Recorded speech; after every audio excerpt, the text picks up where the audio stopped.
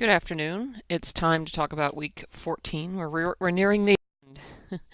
So, week 14 is the last journal post of the semester, and so basically I'm asking you to reflect on your previous journal posts and answer a few questions. You can just use the questions to guide your journal post.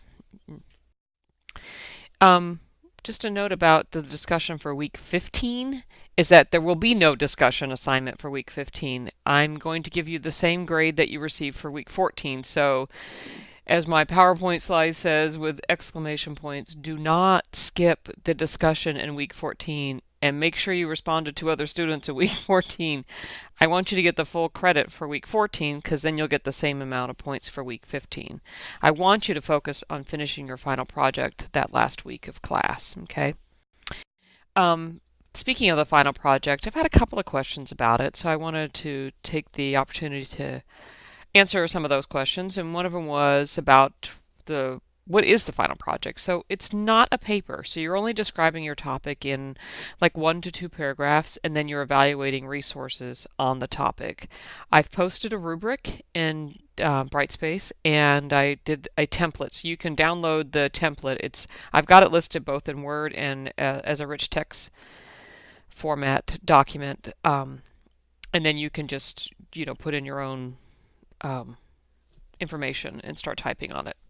Assignment 5, if you remember, is the last part of assignment 5 is for you to have 2 of your annotations done for that, and I'm going to give you full credit as long as you have something in there on assignment 5, and I'm going to turn that around pretty quickly and get it back to you so you know kind of like, hey, am I on the right track for this assignment or not? And just a reminder that I've included in the content area of D2L a concise critical notes worksheet that you can use to help you write the annotations because it's what we've been doing all along. It's basically a table where it's like, and now I'm going to fill in this piece of information. I'm going to fill in this piece of information. And once you have all those pieces of information about each resource, it'll make writing the annotation easier. You don't have to do a worksheet. Again, I emphasize this. You are not required to do the worksheet or turn in a worksheet. I just thought that would be helpful guidance for you as you craft your annotations. I know that annotations are difficult to write.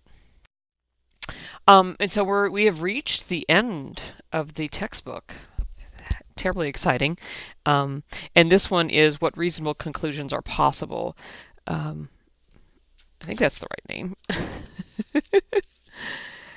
So this one is very similar to chapter 10, which is about rival causes.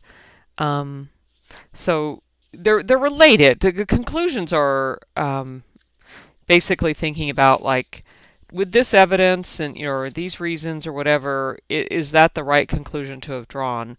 Where rival causes is more about backup around the reasons and evidence and that sort of thing.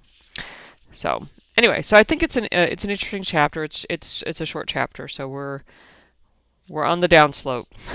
So that's it for this week.